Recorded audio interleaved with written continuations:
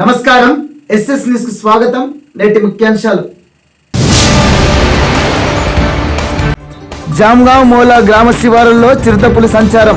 2 ఆవులను హతమార్చిన పులి, భయపడుతున్న ప్రజలు. అంతటా సావిత్రిబాయి పులే జయంతి వేడుకలు, ఆమె సేవలను స్మరించుకున్న ప్రజలు. కొనుగోలు కేంద్రాలు ఎత్తివేస్తానని ముఖ్యమంత్రి కేసీఆర్ ప్రకటించడం సరికాదు.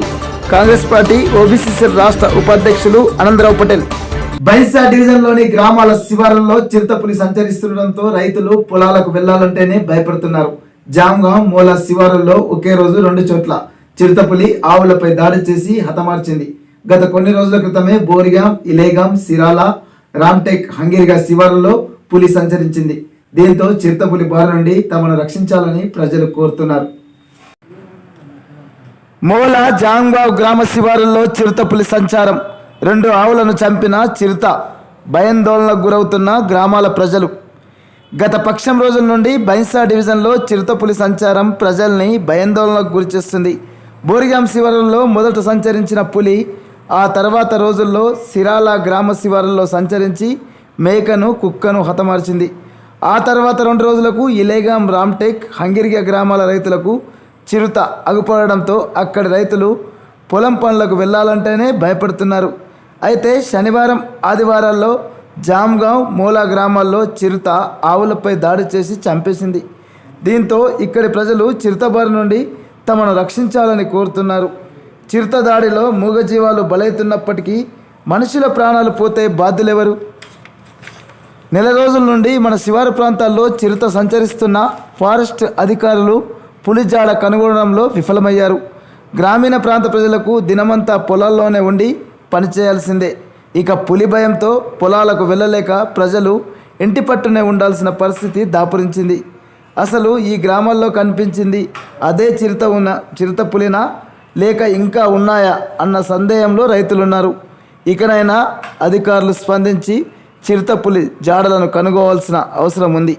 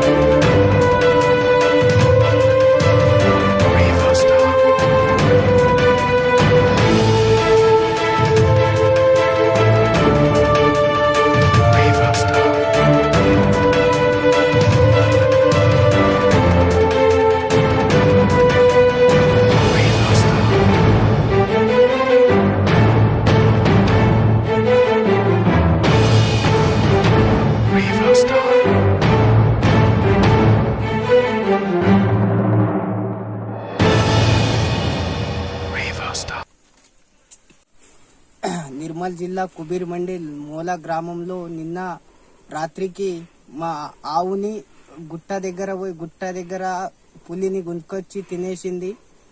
దీనిపై ప్రభుత్వం కఠిన చర్యలు తీసుకోవాలని ప్రభుత్వాన్ని కోరుకుంటున్నాము. రైతులందరూ కలిసి దీనిపై కఠిన చర్యలు తీసుకోకుంటే మేము ఆందోళనకు గురవుతున్నామని ప్రభుత్వానికి తెలియజేస్తున్నాము. ప్రభుత్వానికి ఇంకా ఏమని ఇబ్బంది చేయగా దీనిపై నష్టపరిహారాన్ని అందించాలని పై అధికారులు కఠిన చర్యలు తీసుకోవాలని ప్రభుత్వానికి కోరుకుంటున్నాము. ఏం కథ అని అందరికి భయంగా ఉంది. అందరికి భయం అందరు భయపడుతున్నారు. ఆడవాళ్ళు కూడా పొద్దున చేనికి వెళ్తున్నారు. వాళ్ళకు కూడా భయం ఉంది. ఎవరు చేనికి వెళ్తలేరు. దీనిపై చర్యలు తీసుకోవాలి. ప్రభుత్వానికి పదే నా దండం పెడితే మేము రైతులందరి తరపు నుంచి నేను కోరుకుంటున్నాను. దీనిపై కఠిన చర్యలు తీసుకోవాలని కోరుకుంటున్నాం.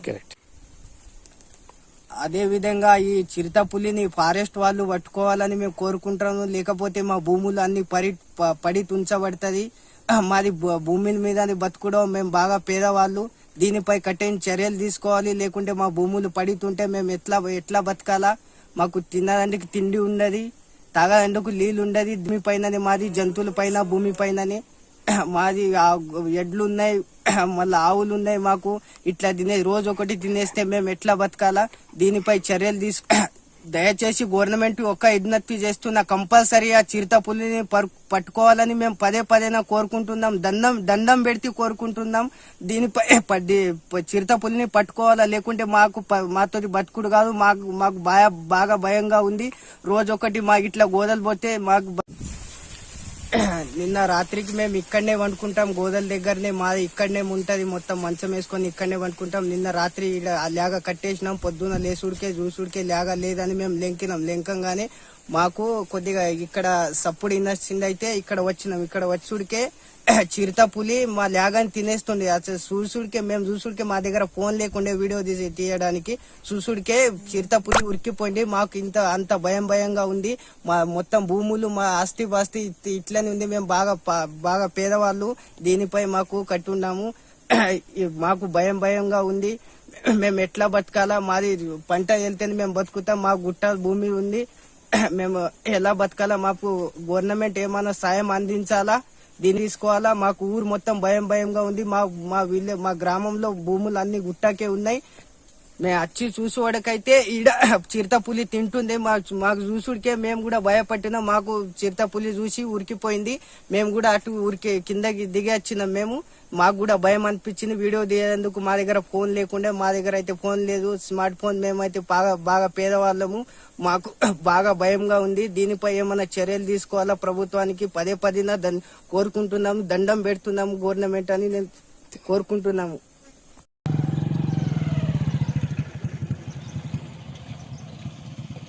కుబీర్ మండల్ ఏదంటే ఈ చిరుతపుడి దాడితోటి మాకు కొద్దిగా ప్రాబ్లం అవుతున్నది. ఆల్రెడీ ఒక కంకకు తినేసింది. అది మాకు ఎట్లా అంటే మాకు ఇప్పుడు రబ్బీ పంటలు అలుకున్నాం. మేము చేనులకు పోవడానికి మాకు భయం పడుతున్నది. ఫారెస్ట్ ఆఫీసర్ వాళ్ళు కొద్దిగా యాక్షన్ తీసుకొని దానికి పట్టుకపోతారు అన్నట్టు మేము మనవి చేస్తున్నాము. అతి తొందరగా చూడము, కొద్దిగా తొందరగా చేసుకోరు మీరు అది పని. ఎట్లేమంటే మాకు భయం పడుతున్నది సార్. మాకు ఇక్కడ రబ్బీ పంటలు ఉన్నాయి బాగా. మాకు ఎట్లేమంటే మాకు చేనులకు పోనే పడుతుంది. లేకపోతే మా రైతులకు మళ్ళీ ఇదైనాకో మళ్ళీ యాక్షన్ మళ్ళీ ఎట్లా చేస్తారో మీకు తెలియదు.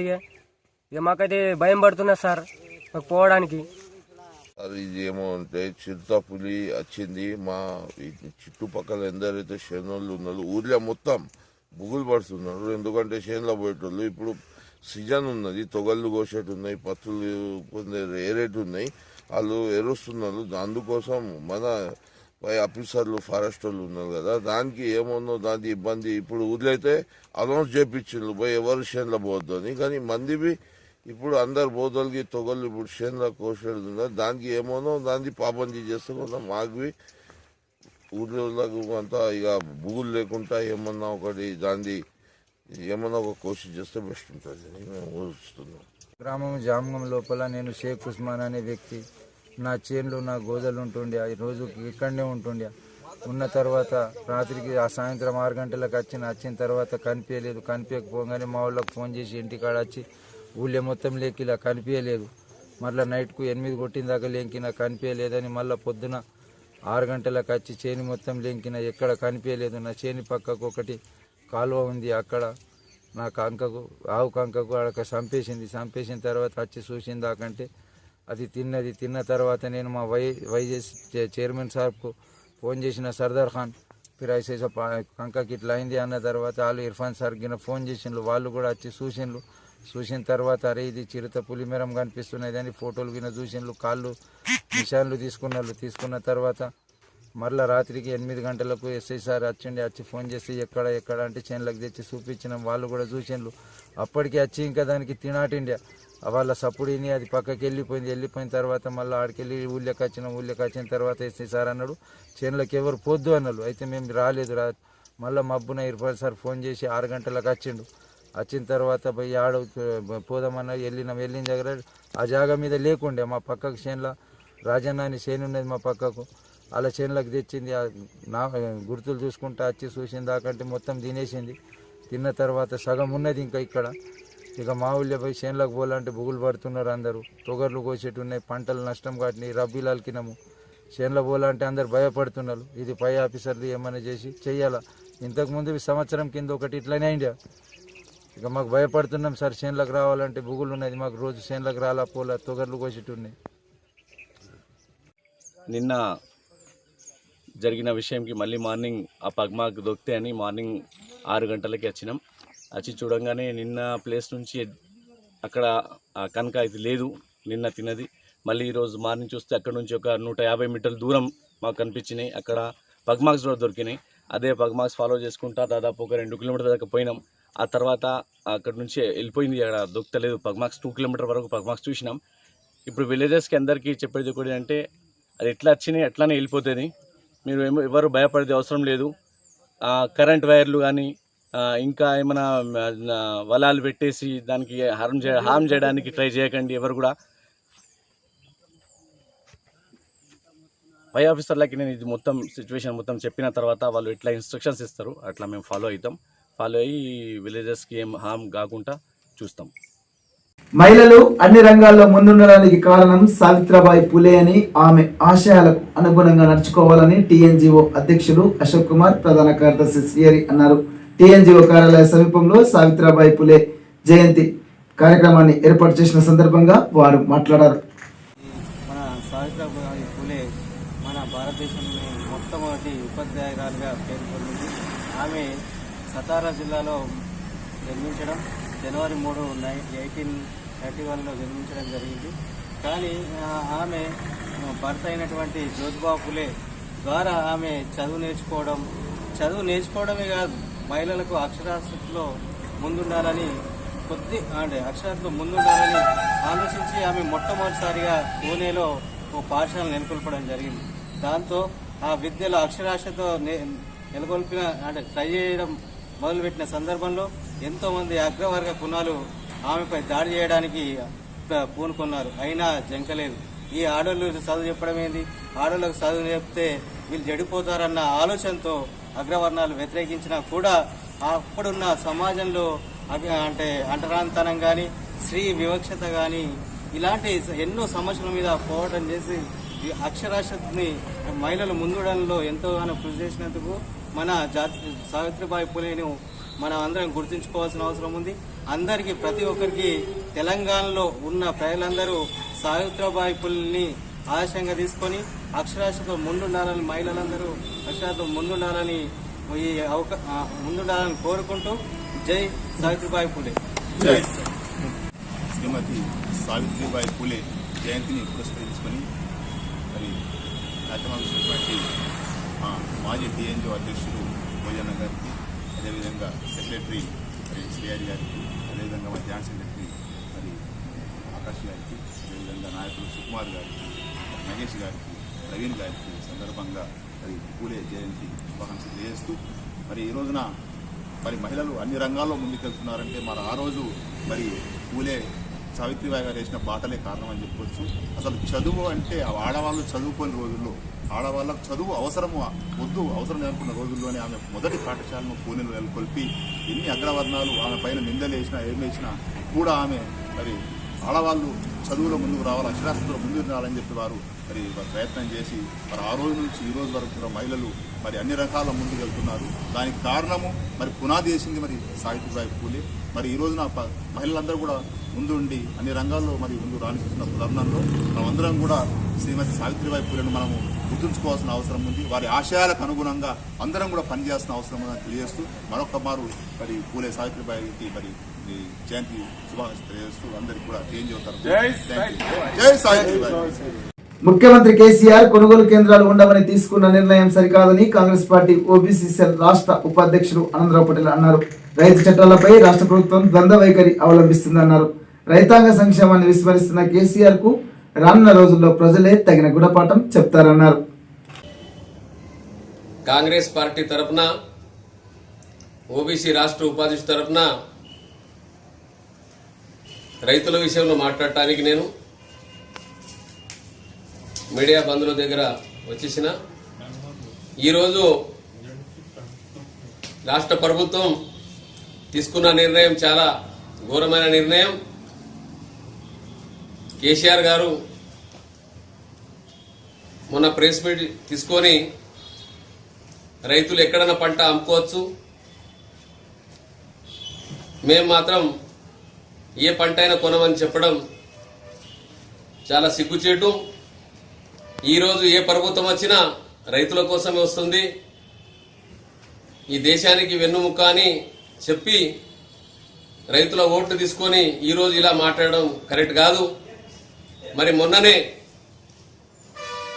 సెంట్రల్ గవర్నమెంట్ బీజేపీ ప్రభుత్వం వ్యతిరేకంగా బంద్ చేసినప్పుడు మరి టీఆర్ఎస్ పార్టీ వాళ్ళు అందరూ బంద్లో సామిలై మేము కేంద్ర ప్రభుత్వం వ్యతిరేకంగా ఉన్నాము అనే ధర్నాల దీంట్లో బంద్లో పాల్గొనడం జరిగింది. మరి మొన్ననే కేసీఆర్ గారి ఢిల్లీకి పోవడం, వాళ్ళకి కలవడం, దాని తర్వాత మరి మేము ఏ పంట తీసుకోం, మాకు ఏం బాధ్యత లేదు అని చెప్పడం, ఇది ఎంత మట్టుకు సమస్య అని అడుగుతున్నాం. రైతుల సమస్యలే పట్టుకోకుంటే మరి ఎందుకోసం ఏ ప్రభుత్వం ఉన్నా ఎందుకోసం ఉంది అంటే దాని అర్థం ఒకటే కనిపిస్తుంది, బీజేపీ టీఆర్ఎస్ ఇద్దరు కుమ్మకై ఈ రకం నిర్ణయం తీసుకుంటున్నారని మేము అనుకుంటున్నాం. మరి ఈ రకమే ఉంటే ఇప్పుడు రైతులు ఈ సంవత్సరం చాలా నష్టం జరిగింది. పత్తి 3-4 కుంటలు అవరేజ్ వచ్చింది, సోయా 2 కుంటలు 3 కుంటలు వచ్చింది. రైతులు మొత్తానికి నష్టం ఉన్నప్పుడు మళ్ళీ ఇటువంటి స్టేట్మెంట్ ఇవ్వడం సీఎం గారికి మరి చాలా తప్పు. ఇది మరి ఇటువంటి నిర్ణయం తీసుకుంటే రేపు రాబోయే దినంలో ప్రజల సుఖ తప్పకుండా దీనికి జవాబు ఇస్తారని నేను చెప్తున్నా. సెంట్రల్ గవర్నమెంట్ కానీ వీళ్ళు రైతుల పంట సపోర్ట్ ప్రాజెక్టుని తీసుకపోవడం వల్ల ఎంత పెద్ద నష్టం ఉంటుందంటే, ఈ ఎగ్జాంపుల్ గా సిసిఐ ఉంది. సిసిఐ కంపెనీ కాటన్ తీసుకుంటున్నది 5,850 రూపాయలు కాటన్ కు ధర ఉంది. అదే గిట సపోర్ట్ ప్రైజ్ లేకుంటే సిసిఐ లేకుంటే ప్రైవేట్ మార్కెట్ లా 4,000-4,500 రూపాయలు ధర ఉండేది. అంటే ఇంత తేడా ఉంటది. అయితే ఈ రకం రైతులకు నష్టం జరుగుతుంది. మరి లాస్ట్ ఇయర్ సోయా గాని, శనగలు గాని, ఇట్లా మక్కలు గాని అన్ని పంటలు రాష్ట్ర ప్రభుత్వం తీసుకోవడం జరిగింది. మరి ఈ పంటలు తీసుకోకుంటే రైతులకు అన్ని రకాల నష్టం జరుగుతుంది. మరి ఈ నష్టాన్ని ఉన్నది ఎవరు భరించాలన్నది మేము అడుగుతున్నాం. మరి ఇది మాత్రం చేస్తే రాష్ట్ర ప్రభుత్వం గాని, సెంట్రల్ గవర్నమెంట్ గాని, ఇలా ఇద్దరు కేంద్ర ప్రభుత్వం గాని ఇలా ఇద్దరు వీళ్ళ రైతులను తీసుకుని మేము ధర్నా చేయడానికి కాంగ్రెస్ పార్టీ తరఫున సిద్ధంగా ఉంటామని చెప్తున్నాం. వార్తలు ముగించే ముందు ముఖ్యాంశాలు మరోసారి. జామ్గావ్ మోలా గ్రామ శివారుల్లో చిరుతపులి సంచారం. 2 ఆవులను హతమార్చిన పులి, భయపడుతున్న ప్రజలు. అంతటా సావిత్రిబాయి పులే జయంతి వేడుకలు, ఆమె సేవలను స్మరించుకున్న ప్రజలు. కొనుగోలు కేంద్రాలు ఎత్తివేస్తానని ముఖ్యమంత్రి కేసీఆర్ ప్రకటించడం సరికాదు. కాంగ్రెస్ పార్టీ ఓబీసీ సెల్ రాష్ట్ర ఉపాధ్యక్షులు ఆనందరావు పటేల్.